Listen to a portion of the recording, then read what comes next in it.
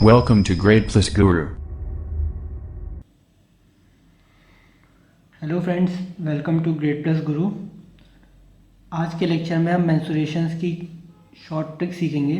बहुत ही अच्छी ट्रिक है, इसलिए मैंने इसे नाम दिया है एक मैजिकल ट्रिक। इससे आप देखेंगे कि आप क्वेश्चंस को बिना देखे, बिना क्वेश्चंस पढ़े, ऑप्शन देख के ही आप क्वेश्चंस को आंसर कर दे रहे हैं, बस ऑप्शन के सहारे। सो स्टार्ट करने से पहले मैं आपको रिक्वेस्ट करना चाहूँगा कि आप प्लीज़ मेरे ग्रेड प्लस गुरु को सब्सक्राइब कीजिए। And in case you are there on Facebook, तो आप फेसबुक ग्रुप ग्रेड प्लस गुरु को भी ज्वाइन कीजिए। Fine, so let's start with the today session. हम देखते हैं कि मेंस्ट्रुएशन के जितने प्रॉब्लम होते हैं उसमें सॉल्व करते टाइम पे पाई का फैक्टर आपको ज़रूर दिखता होगा, दैट इज़ 22/7। पाई का फैक्टर आपको ज़रूर दिखता होगा 22/7। अगर मैं ध्यान से देखूँ तो 22 को मैं लिख सकता हूँ 11 × 2, 11 × 2 लिख सकता हूँ, मतलब 22 is nothing but the factor of 11। इसका मतलब है कि 11 का फैक्टर है। मतलब क्या है कि अगर मैं कोई भी क्वेश्चन सॉल्व करूँगा और उसमें पाई ज़रूर आएगा, पाई आएगा, इसका मतलब है कि 11 का फैक्टर भी ज़रूर हिडन होगा उसमें। अगर उसमें 11 का फैक्टर हिडन होगा, मतलब जो हमारा आंसर कैलकुलेट होगा फाइनली, हमारा जो फाइनली आंसर आएगा उसमें 11 का फैक्टर हिडन होगा। ठीक है, मतलब ऑप्शन हमारे जितने भी क्वेश्चन में मेंस्ट्रुएशन के दिए होंगे उसमें 11 का फैक्टर आना चाहिए। अब मैं आपको एक और केस बताता हूँ जिस केस में 11 का फैक्टर हो सकता ना भी आए।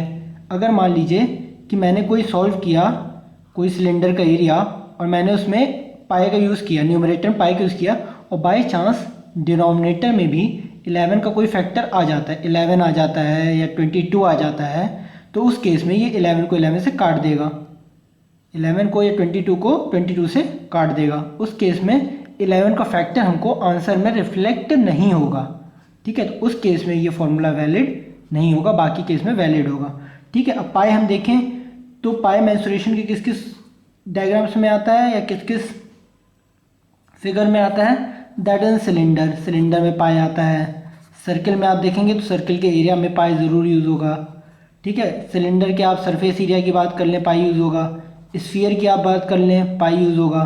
फ्रस्टम की बात कर लें, पाई यूज़ होगा। कोन की बात कर लें तो पाई यूज़ होगा। तो मोस्ट ऑफ द क्वेश्चंस में ये ट्रिक वैलिड हो जाएगी। ठीक है, या तो आपको सारे ऑप्शन एलिमिनेट हो जाएंगे या तो आपको 2 ऑप्शन रिमेनिंग बच जाएंगे, बाकी 2 एलिमिनेट हो जाएंगे। In that case you can also take a good risk. Fine, तो अब इतना मैंने बता दिया, तो अब मेन फैक्टर क्या जानने की ज़रूरत है? फॉर नाउ आपको ये जानने की ज़रूरत है, भाई आप ये कैसे पता करोगे कि दैट पर्टिकुलर ऑप्शन इज 11 का फैक्टर, 11 का फैक्टर वो है कि नहीं, ये चेक करने के लिए क्या करोगे? तो इसके लिए हमें अभी सीखना पड़ेगा डिविजिबिलिटी बाय 11। क्या डिसाइड करता है कि particular number would be divisible by 11 और नॉट? ठीक है, अगर मैं आपको कोई नंबर लूँ रैंडम, देखूँ फॉर एग्जांपल अगर मैं लेता हूँ ABCDEF। ठीक है, अब ABCDEF डिविजिबल बाय 11 और नॉट, ये चेक करने के लिए हम क्या करेंगे? हम इसके और प्लेसेस का सम करेंगे। और प्लेसेस कौन से हैं? फर्स्ट पे A आ रहा है, थर्ड पे C आ रहा है और फिफ्थ पे E आ रहा है, तो हम करेंगे A + C + E।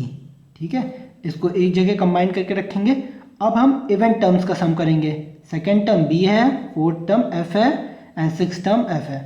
ठीक है, इसको हम कंबाइन करके एक जगह लिखेंगे B + D + F। अभी 2 सेट आ गए हमारे, ऑड नंबर्स के सम और इवन डिजिट नंबर्स के सम, इनका हम डिफरेंस ले लेंगे।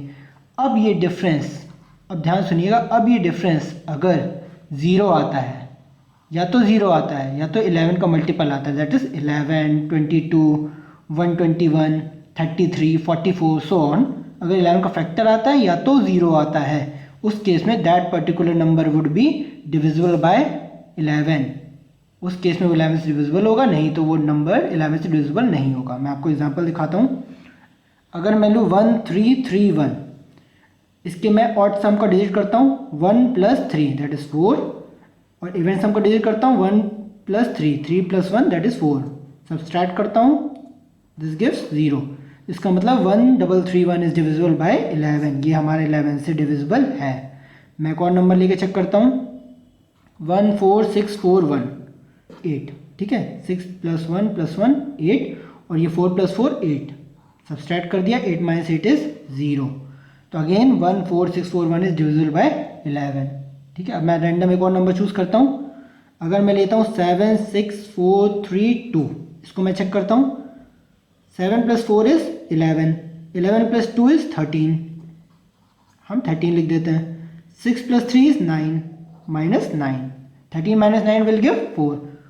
4 श्योरली 11 का फैक्टर नहीं है, 4 11 का फैक्टर नहीं है, तो 7 6 4 3 2 इज़ नॉट डिविजिबल बाय 11। इस केस में 11 से डिविजिबल नहीं है। ठीक है, अब मैं कोई रैंडम नंबर ऐसा चूज़ करता हूँ जो 11 का फैक्टर निकलेगा। देखिएगा, अगर मैं लिखूँ 6 2 4 5 8, ठीक है, इसके मैं इवन डिजिट्स और ऑड डिजिट का सम करके डिफरेंस लेता हूँ। 6 + 4 10, 10 + 8 18, गिव्स 18, एंड 2 + 5 7 -7, 18 में से 7 हमने घटाया, वी गेट 11, हमको क्या मिला 11। सो 6 2 4 5 8 इज अगेन डिविजिबल बाय 11, क्योंकि 11 का फैक्टर दिख रहा है 11 आ रहा है। मैंने क्या बताया, 0 आया तो 11 आया। ठीक है, तो आपको समझ में आ गया होगा ये चीज़ कि हमें कैसे इस ट्रिक को यूज़ करनी है। ठीक है, अब हम कुछ क्वेश्चंस देखते हैं जो सीजीएल के पुराने पेपर से मैंने लिए हैं, तो हम चेक करते हैं कि ये कितना एप्लीकेबल फॉर्मूला होता है। ठीक है, हम कुछ पुरानी ईयर्स के क्वेश्चंस देखते हैं। जैसे कि फर्स्ट क्वेश्चन है, the area of greatest circle which can be inscribed inside a square of side 21 centimetre is. ठीक है, ये मैंने क्वेश्चन पढ़ा, आपको क्वेश्चन पढ़ने की जरूरत नहीं है, आप डायरेक्ट ऑप्शन देखिएगा। ऑप्शन हम चेक करते हैं कि इसमें से कौन से 11 से डिविजिबल हो रहे हैं। सो 3 + 4 इज 7, 7 के बाद यहाँ पर कोई नंबर नहीं है तो 7। 4 + 5 इज 9, 7 - 9 विल गिव -2, -2 आएगा, मतलब ये 11 का फैक्टर नहीं है। सेकेंड ऑप्शन चेक करते हैं। 3 + 4 7, 6 + 5 11, दिस गिव्स -4, 11 का फैक्टर नहीं है।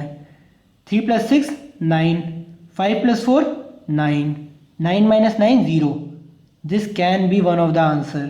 सी हमारा एक ऑप्शन हो सकता है कि करेक्ट हो। अगर डी भी हमारा 0 या 11 फैक्टर आ गया तो हम एक बार को स्टक कर सकते हैं, नहीं तो हमारा आंसर सी ही होगा। Let's check. 3 + 6 is 9 and here 6 + 5 is 11, 11 - 9 gives 2, so we are saved. यहाँ पर 2 आ रहा है और यहाँ पर 0 आ रहा है, मतलब हमारा सी ऑप्शन है, क्योंकि या तो 0 हो या तो 11 मल्टीपल हो, हमारा सी ऑप्शन है। तो देखा आपने, बिना क्वेश्चन को टैकल किए, बिना क्वेश्चन के साथ लड़े, हमारा ऑप्शन आराम से सी निकल गया, हमें क्वेश्चन पढ़ने की ज़रूरत भी नहीं पड़ी। ठीक है, और ये सीजीएल का क्वेश्चन है, ऐसा नहीं है कि मैंने रैंडम क्वेश्चन बनाया है, ये सीजीएल क्वेश्चन है। तो इस तरह के मैं भी शॉक हो गया देख के कि इस तरह के क्वेश्चन आते हैं जिन्हें में इनको ये ट्रिक खुद नहीं पता है कि ये 11 से बच्चा ईजिली सॉल्व कर सकता है। So until unless they come to know you can surely use this trick. Question number 2 check करते हैं हम। क्वेश्चन मैं नहीं पढ़ूंगा, मैं सीधे ऑप्शन पे आता हूँ। 4 + 2 इज 6, 5 + 2 इज 7, 7 - 6, 11 का फैक्टर नहीं है ना 0 है। 3 + 2 इज 5, 5 - 5, 5 + 0 इज 5, सो 5 - 5 क्या आ जाएगा हमारा 0, this can be one of the answer. 2 + 0 2, 5 + 0 5, -3 आ जाएगा difference, this can't be our answer. 2 + 2 4, 5 + 0 5, 4 - 5 1, -1, so this is also not our answer. So correct answer is B. देखा आपने, तो आप देख रहे हैं इस मेथड से आप ये 5 to 6 क्वेश्चन आप हार्डली 5 to 6 7 सेकंड में सॉल्व कर लेंगे सारे के सारे। बस आपको ऑप्शन चेक करना होगा, क्वेश्चन पढ़ने की जरूरत नहीं होगी। ठीक है, हम थर्ड क्वेश्चन देखते हैं। इसमें हम ऑप्शन पे आते हैं और चेक करते हैं हमारा मेथड वैलिड हो रहा है कि नहीं। 6 + 1 7, 7 - 5 1, this is not our answer. 5 + 0 is 5, -5 gives 0, this ये क्या दे रहा है difference 0, this can be one of the answer. 6 + 4 is 10, 10 - 0 10, ये हमारा आंसर नहीं है। 7 + 4 इज 11, 11 - 0 11, 11 आ रहा है, 11 का factor, this can be one of the answer. अब हम यहाँ पर स्टक कर जाएंगे कि हमारा बी ऑप्शन भी हो सकता है, डी भी हो सकता है। ठीक है, इस केस में हमें सॉल्व करना ही पड़ेगा। ज़रा भी नहीं आ रहा मेंस्ट्रुएशन क्वेश्चन, आपने मेंस्ट्रुएशन टॉपिक बाई चांस छोड़ दिया है या आप बहुत स्टक कर गए, बहुत टफ प्रॉब्लम लग रही है, आप सॉल्व नहीं कर पा रहे हैं, आपको लग रहा है, तो उस केस में अगर आप यहाँ भी तुक्का मारेंगे तो there was chances of 25% of you being correct, but now there is probability of 50% कि आप सही होंगे, क्योंकि आपने 2 ऑप्शन तो एटलीस्ट एलिमिनेट कर ही लिए हैं। ठीक है, तो this gives you a fair chance of getting a correct answer even by applying a guess work. ठीक है, बाकी आपको आता होगा तो आई विल से कि आप सॉल्व ही करिएगा, ज़बरदस्ती मत मारिएगा। Let's come to now fourth question. Fourth question देखते हैं, ऑप्शन डायरेक्टली चेक करते हैं। 1 + 0 is 1 -1, this gives 0 difference. 1 + 0 is 1 -0, this gives 1 difference.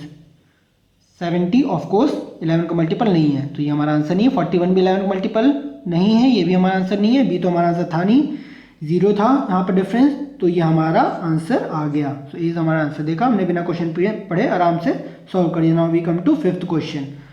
ठीक है, फिफ्थ क्वेश्चन देख लेते क्या है। The height of cylinder is 15 centimetre, the lateral surface area is 660 centimetre square, its volume is what, volume हमसे पूछा है। ठीक है, हम ऑप्शन चेक करते हैं। 5 + 1 इज 6, 5 + 1 इज 6, 6 - 6 इज 0। ये हमारा ऑप्शन हो सकता है 0 या 11 का मल्टीपल हो तो हो सकता है। 1 + 1 इज 2, 5 + 2 इज 7, डिफरेंस इज 5, ये हमारा आंसर नहीं है for sure.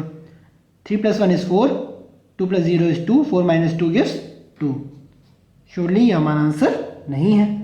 2 + 1 is 3 and 3 + 0 is 3, 3 - 3 is 0, तो ये हमारा आंसर हो सकता है। अब देखिए हम फिर से आज तक हो गए कि हमारा आंसर ए भी हो सकता था और हमारा आंसर भाई डी भी हो सकता है। दोनों केस में 0 आ रहा है, तो दोनों आंसर हमारे हो सकते हैं। तो यहाँ पर या तो आप सॉल्व करिए, या तो आप अगर स्मार्ट स्टूडेंट हैं तो you will notice that lateral surface area दिया हुआ है 660। 660 मतलब क्या है कि यहाँ पर 0 का फैक्टर है, मतलब 0 का फैक्टर है, तो श्योरली है कि हमारे आंसर में भी लास्ट में 0 आना ही चाहिए, क्योंकि 0 कहाँ जाएगा, ये 0 उस केस में हटता अगर बाई चांस नीचे हमारा कोई डिवाइज़र होता, या 2 होता या 4 होता, तो ये हमारा 660 को काट के यहाँ 0 की जगह कुछ नंबर दे देता। बट यहाँ पर डिनोमिनेटर में कोई फैक्टर नहीं आएगा, क्योंकि हाइट ऑफ सिलेंडर दिया हुआ है, ध्यान से सुनते रहिएगा। हाइट ऑफ सिलेंडर दिया है, हाइट ऑफ सिलेंडर 15 दिया है, डायरेक्ट नंबर दिया है। लेटरल सरफेस एरिया दिया हुआ है, लेटरल सरफेस एरिया के फॉर्मूले में कहीं नीचे 2 नहीं आएगा कि उसको 2 660 को काट के लास्ट में 5 कर दे। अगर 2 आ रहा होता तो ऑप्शन हमारा ये हो जाता 5, मगर 2 नहीं आ रहा है, तो शॉर्ट कि 660 हमारा जो है वो ऐसे इंटैक्ट रहेगा, जो 0 है हमारा वो ऐसे ही न्यूमरेटर में इंटैक्ट रहेगा और फाइनल रिजल्टेंट में हमारा 0 एंड में ज़रूर देगा। तो हम ए ऑप्शन को भी इस तरीके से एलिमिनेट कर सकते हैं और हमारा डी आंसर करेक्ट हो गया। तो आपने देखा इस मेथड को यूज़ करके हमारे 2 ऑप्शन बचा था, फिर भी हम डी ऑप्शन तक पहुँच गए। ठीक है, अगर आप ध्यान से सॉल्व करें तो इस तरह के क्वेश्चन सीजीएल के आए हुए क्वेश्चन हैं। हमने देखा कि कितनी आसानी से ये हम मैजिक ट्रिक यूज़ करके कर ले रहे हैं। तो होप आपको ये लेक्चर पसंद आया होगा और ये आपको मैजिक ट्रिक बहुत पसंद आई होगी। अगर आपको पसंद आई तो प्लीज़ इस वीडियो को लाइक करिएगा और हमारे चैनल को ज़रूर सब्सक्राइब करिएगा। ऐसे ही मैं आपको और शॉर्ट ट्रिक्स और लेक्चर्स और कॉन्सेप्ट्स पे वीडियोस लाता रहूँगा, including reasoning, quant, English and session of GA. Thank you.